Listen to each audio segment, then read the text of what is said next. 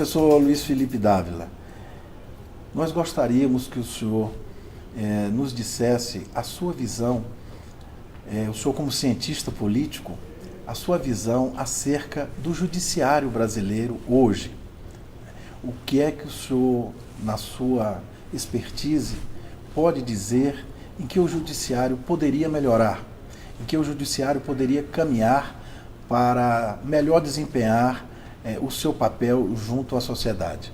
E também, em se tratando de justiça do trabalho, que é uma justiça essencialmente social, qual deve ser o papel do magistrado, o papel do juiz como protagonista nessa sociedade para que ele efetivamente seja também um agente de transformação social? Bom, em primeiro lugar, o judiciário tem um papel fundamental no Estado de Direito e na democracia.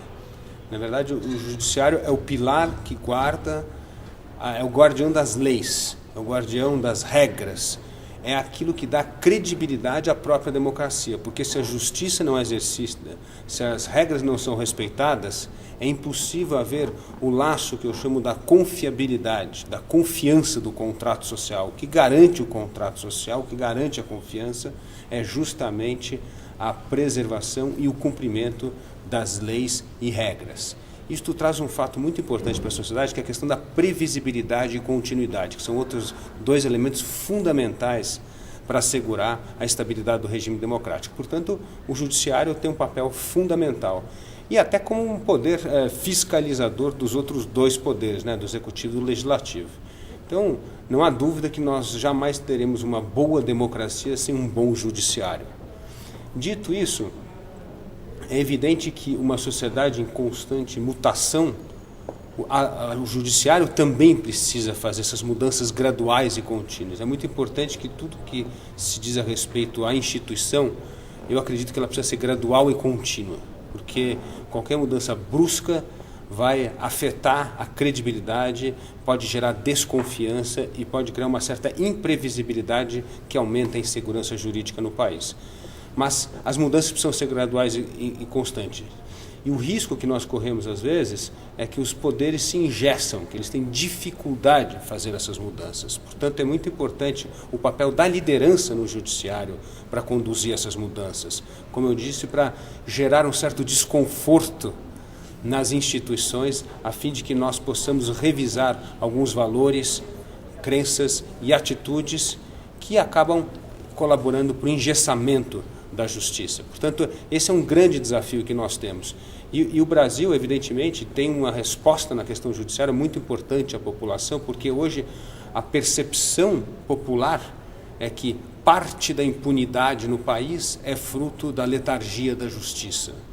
Então, esta é uma questão que precisa ser endereçada, inclusive para aumentar essa credibilidade do judiciário. Por outro lado, o judiciário acabou de dar provas, especialmente no caso do Supremo, com a questão do mensalão, da sua independência e da sua postura em defender os princípios republicanos.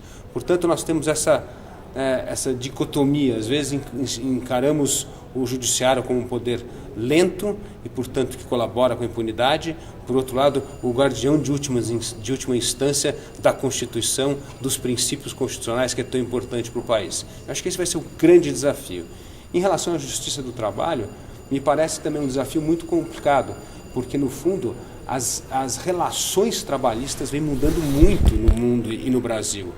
Então, como a justiça do trabalho vai poder reagir a uma mudança dessa relação empregador-empregado, que praticamente é a mesma legislação desde o tempo do Getúlio Vargas. Então, como é que nós vamos ter legislações modernas para enfrentar as questões modernas da natureza do trabalho que vem mudando muito ao longo do tempo? Muito obrigado pela sua inestimável colaboração.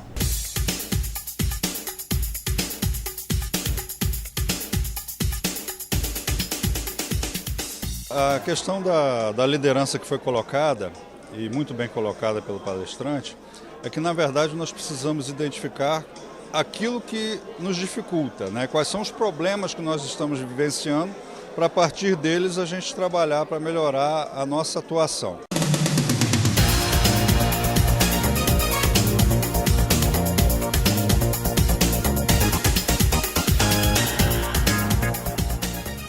nós estamos aqui na sala de entrevistas e vamos aproveitar essa oportunidade para conversar com Oscar Motomura, que é o presidente do Amanakei. Somos juízes, trabalhamos com processos e atrás desses processos nós temos as pessoas.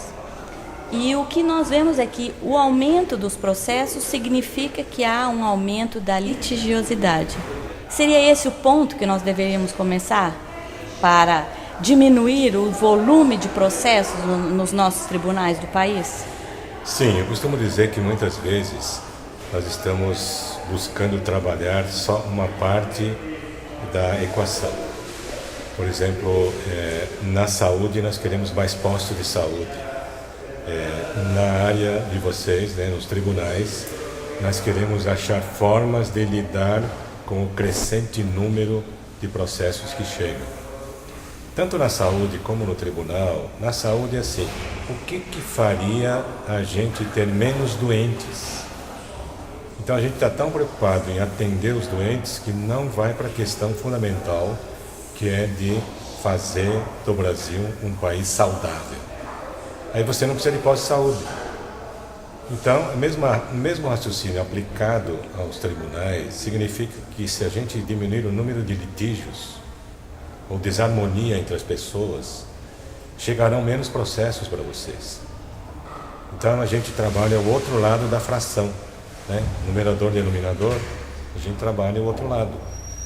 E me parece muito mais legítimo, porque se o propósito do tribunal é assegurar mais paz e harmonia nas relações entre as pessoas da sociedade, menos violência, isso significa que vocês estarão cumprindo muito bem o seu papel. E não é a velocidade e a eficácia com que vocês lidam com os processos é que vai fazer vocês chegarem ao propósito maior, porque você trabalha os litígios com mais velocidade, até superficialmente, porque não tem tempo. Agora, o propósito está sendo esquecido, porque se nós estivermos atingindo plenamente o nosso propósito, nós temos paz, harmonia na sociedade e não há litígios. Então, parece que o grande X da gestão do tribunal seja investir energia criativa de vocês e de muitos outros segmentos da sociedade para diminuir o número de litígios. O que eu percebo dentro do tribunal, que é a organização que eu conheço, há uma falta de, talvez pela desconstituição dos valores da sociedade de uma forma geral, pela visão que a sociedade tem, inclusive, a respeito do judiciário, que, voltando ao assunto da litigiosidade, o que o judiciário trabalha, nós produzimos. O que aumenta é a litigiosidade da sociedade, que produz um volume de processos que desagam no judiciário que não dá conta disso, Então, essa é uma conta também difícil de fazer.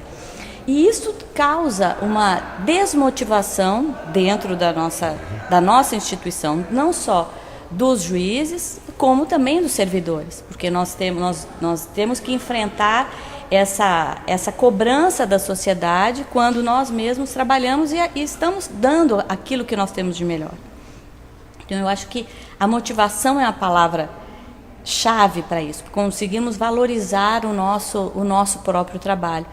E o que você falou, eu acho que é importante a gente conhecer o propósito da instituição para poder valorizar aquilo que faz, Eu gostaria que você falasse um pouquinho sobre isso.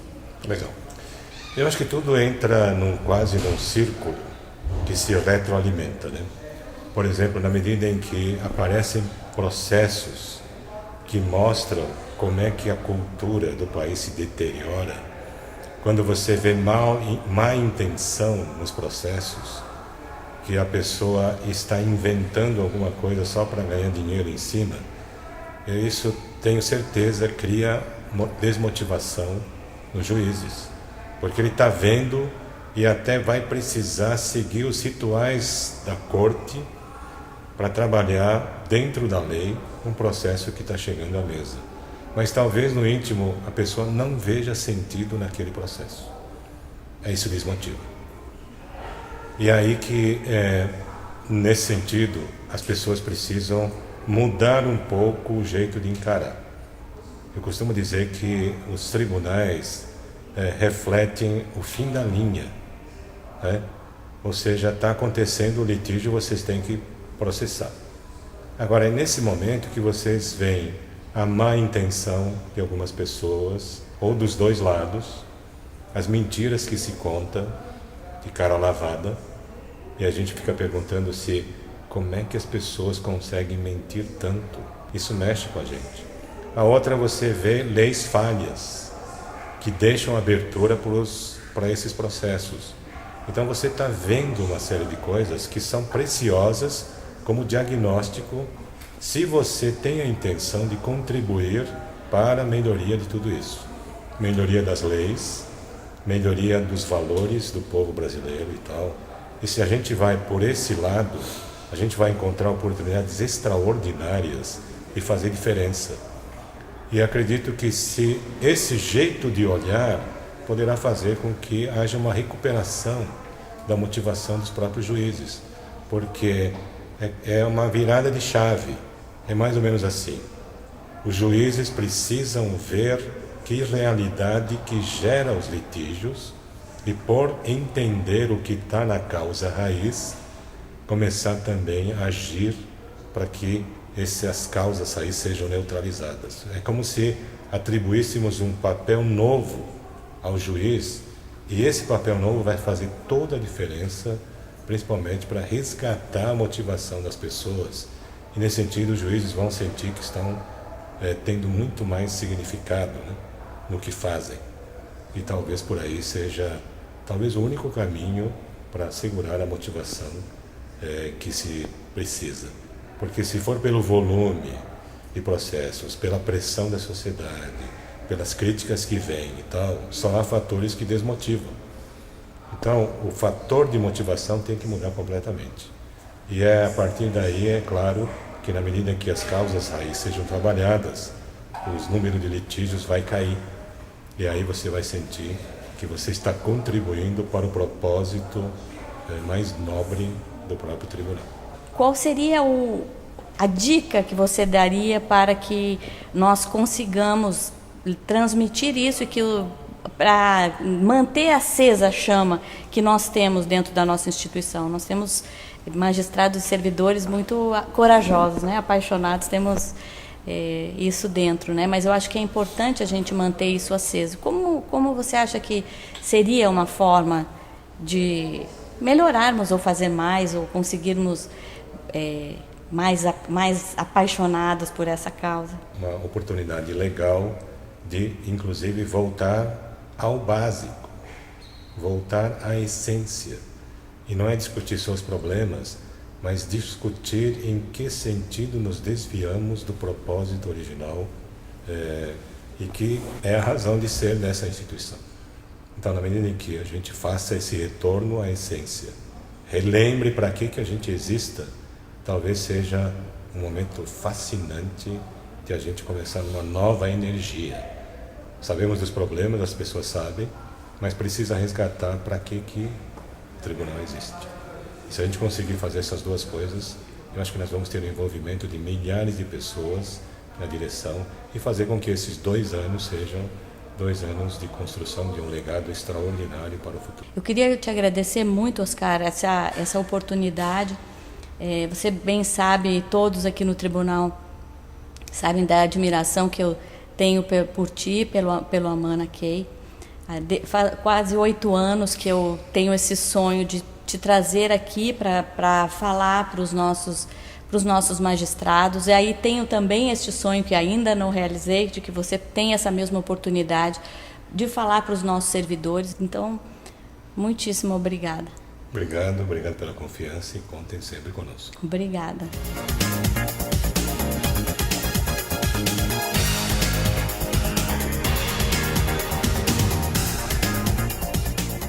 Você tem que mostrar essa motivação para os servidores e uma humanização maior. Com essa humanização maior, eu acho que o trabalho vai frutificar muito mais.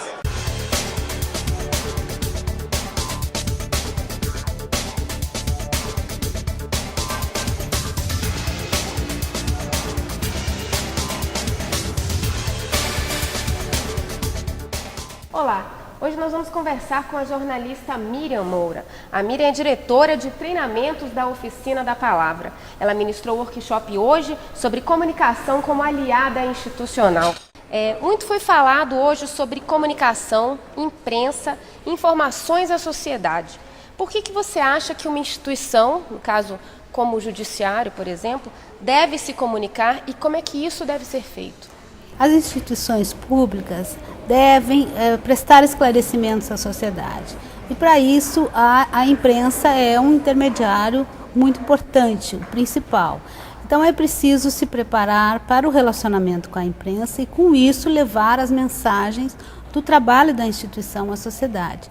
Na sociedade moderna, as pessoas são mais participativas, então cobram mais, maior transparência das instituições.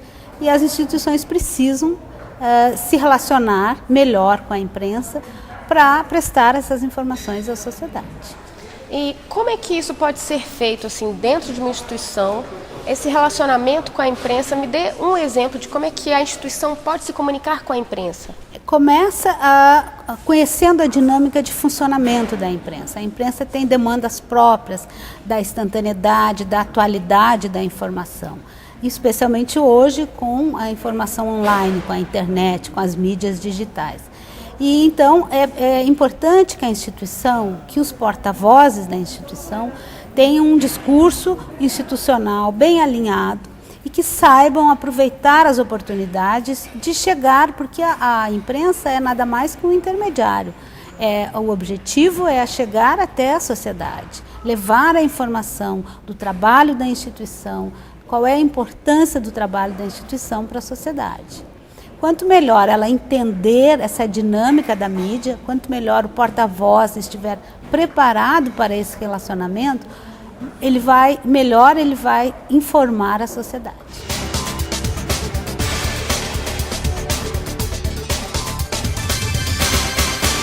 Esses momentos de debate, de reflexão, de orientação ajudam a quebrar essas resistências. Eu acho que a informação dada ao juiz do papel da imprensa, de como ela pode atuar como aliada, isso tudo ajuda a quebrar essas resistências, para que o juiz possa se comunicar, informar a sociedade, isso é uma necessidade e um dever do ente público, mas sem comprometer sua imparcialidade, sem comprometer o seu julgamento, sem desobedecer ao que diz a lei orgânica da magistratura, que ele não pode se manifestar sobre a decisão em si, mas ele pode se comunicar, prestar um serviço à sociedade, informar a sociedade, sem comprometer seu papel de juiz. Ao longo da história da magistratura, dos juízes, sempre houve, esse tema foi um tabu. Os juízes não gostam de conversar com a imprensa, não gostam de dar satisfação, como fechado, mas a gente tem percebido uma mudança de comportamento que é uma exigência natural da sociedade. Evidentemente, você não precisa estar na mídia o tempo todo, você precisa explicar os seus atos, precisa justificar, precisa muitas vezes fazer compreender determinada decisão. Então eu achei que a palestra da jornalista, com longa trajetória no Poder Judiciário, nos meios de comunicação, serviu como um alerta, que nós temos coisas interessantes a mostrar, uma pauta positiva, como também não só isso, não só a pauta positiva, mas nós temos que estar preparados para dialogar com a imprensa, porque de alguma forma esse é um diálogo com a sociedade, que quando você conversa com a imprensa, naturalmente isso vai repercutir para o conjunto da sociedade. Se a imprensa tem uma péssima impressão a respeito do papel dos juízes e do funcionamento do Poder Judiciário, isso vai ter grande repercussão na sociedade de forma negativa.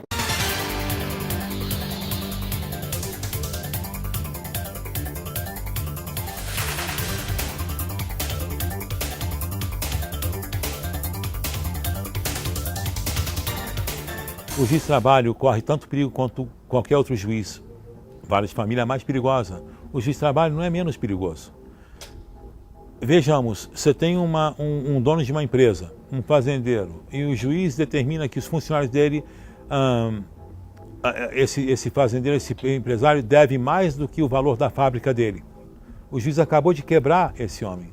Levou tudo que ele trabalhou a vida dele toda. Agora esse homem está sem nada. porque o Tribunal de Justiça decidiu que ele estava errado e fez justiça para aqueles que foram danificados pela ação desse empresário. Só que o empresário não vê dessa forma. Ele vê que esse juiz tiraram tudo que ele tinha e deram tudo que ele tinha para os funcionários. E isso pode causar um grande atrito. Se eu perco tudo, o que eu tenho mais a perder?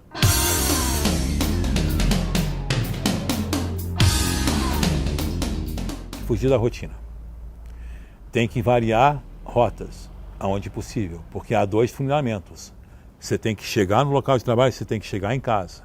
Mas entre esses 2 pontos de ataque, onde o juiz é mais vulnerável, você pode variar rotas diariamente. Não pega o mesmo caminho para casa todo dia no mesmo horário. Ensina a sua família a ser olhos e ouvidos que podem te ajudar. A família é um ponto vulnerável. Se eu quero atacar o magistrado, eu vou esperar até o momento que ele está com a família dele, onde ele é mais vulnerável. Porque para chegar no juiz ou no magistrado, eu chego através da família. A família tem que ser treinada, ela tem que saber o que fazer, o que não fazer. Mais importante, o que dizer e o que não dizer. Então isso é um treinamento que o juiz tem que dar para a família. A família tem que saber que na hora que o juiz está sendo atacado, o magistrado está sob ataque, a família tem que abandoná-lo. Coisa mais difícil do mundo, mandar sua família embora enquanto está sendo atacado. Mas é necessário. Endereço e telefone em nome do juiz não saia. E tem livros que têm endereços e telefones de juízes, que não se identifica a vaga do carro como presidente do tribunal, ouvidor, primeiro vice-presidente, e assim vai. Porque, para que colocar aquilo no chão da vaga da garagem, se o magistrado sabe onde é que ele estacionou o carro, se o motorista dele sabe onde é que está o carro dele. Se precisar reservar, a vaga bota reservado, mas não identifica a pessoa com aquela placa. Porque se eu estou atrás do primeiro vice-presidente e eu sei o carro dele, porque está lá, terceiro vice-presidente, esse é o carro dele, o segundo dia é o mesmo carro, o terceiro dia é o mesmo carro, então esse é o carro dele. Agora eu sei o carro dele. E o primeiro dia eu vou chegar, eu vou ver até onde ele vai. Na primeira esquina ele dobra à direita, no próximo dia eu vou estar naquela esquina. Ele dobrou à direita, eu vou ver até onde ele vai. Aí dobra à esquerda, aí no próximo dia eu estou naquela outra esquina. Aí quando ele dobra à esquerda, eu vou seguindo ele até saber a rotina dele, aonde ele vai, todo dia. Porque eu já tenho a identificação do carro dele.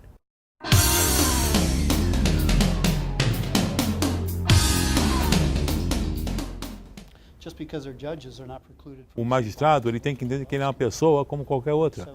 Ele pode ser assaltado, atacado como qualquer outra pessoa, dependendo de onde ele está e o momento que esse ataque é desferido. Então, o magistrado ele tem que entender e ele tem que escutar o sexto sentido dele. Quando esse sexto sentido diz que tem perigo, ele tem que não deixar esse sexto sentido ir embora, mas atender, entender e agir em cima desse instinto.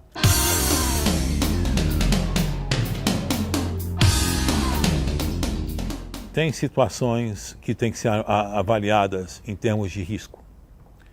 Muitas vezes eu já ouvi falar de amigos meus aqui no Brasil, puxa, eu senti que ia ser assaltado e fui assaltado.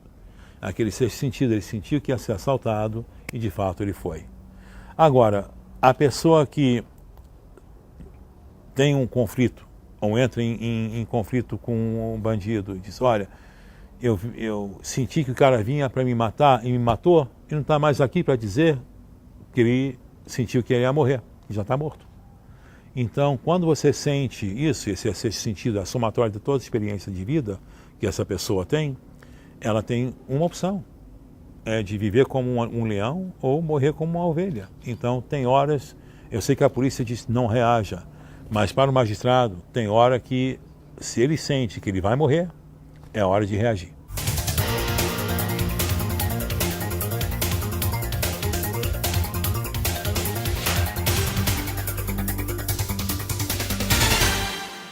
Eu fui vítima de sequestro relâmpago, passei 3 horas nas mãos dos bandidos. Foi uma experiência terrível. No dia que o fato aconteceu comigo, se eu tivesse tido o feeling, a expertise, como eles disseram, de desconfiar de pelo menos um que estava vindo, que eu tinha visto, porque o que veio, que me abordou por primeiro, eu não estava vendo. Mas o que veio, estava vindo, o que entrou pela porta traseira, eu cheguei a enxergá-lo, ele estava vindo. Só que eu não observei, achei que era um transeunte e não dei muito valor ao que estava acontecendo.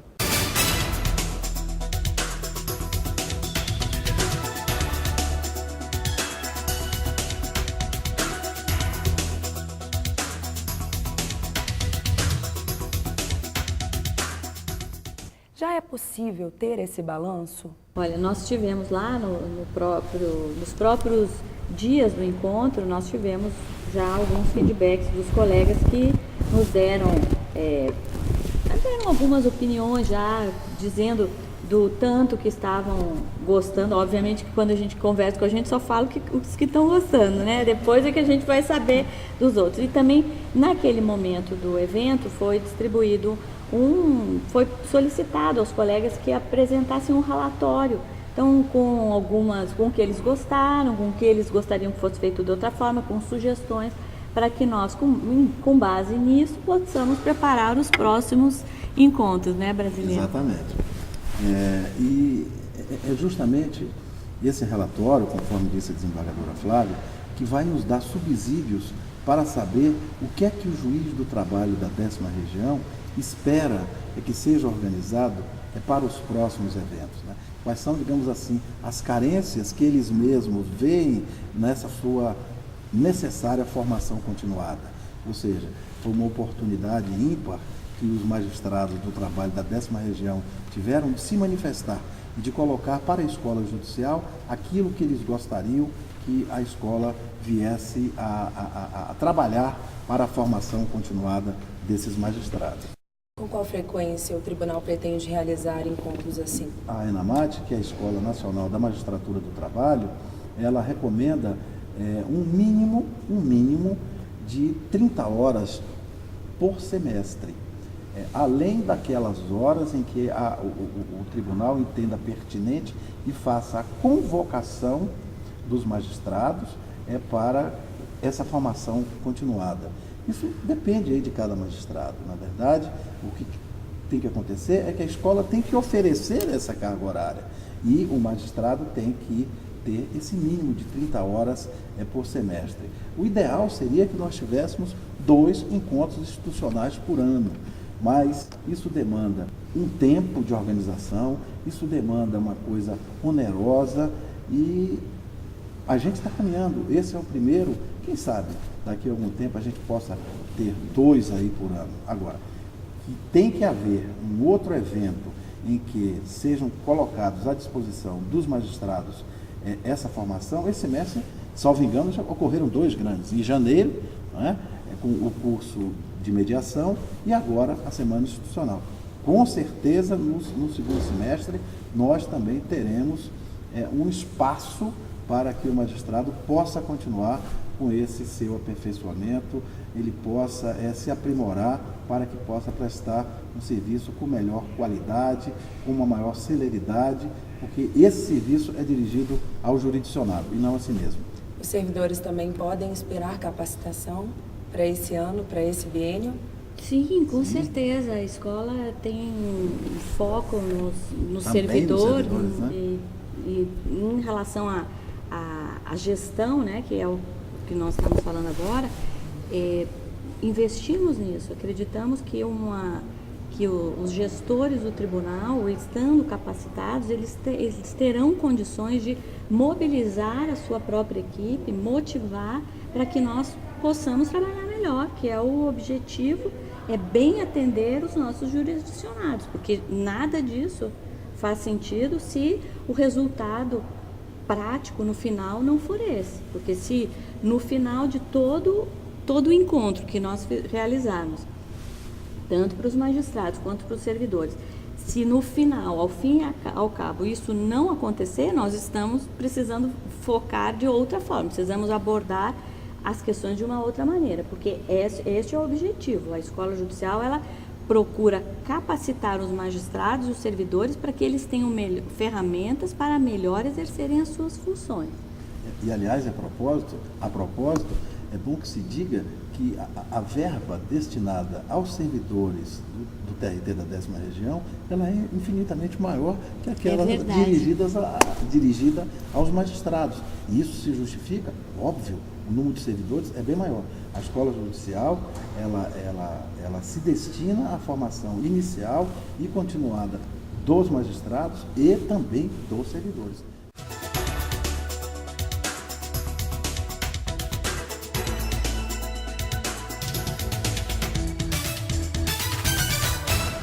É a primeira vez que o tribunal está instituindo essa semana, onde todos os magistrados estão tendo essa oportunidade de se deparar com temas que são importantes para a nossa instituição e, ao mesmo tempo, o tribunal está sensível a nos ouvir.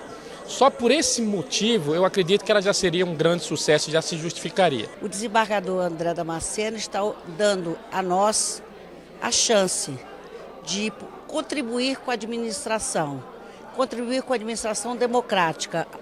Ele está quebrando o parâmetro de uma justiça de cima para baixo, permitindo que nós demos a nossa opinião.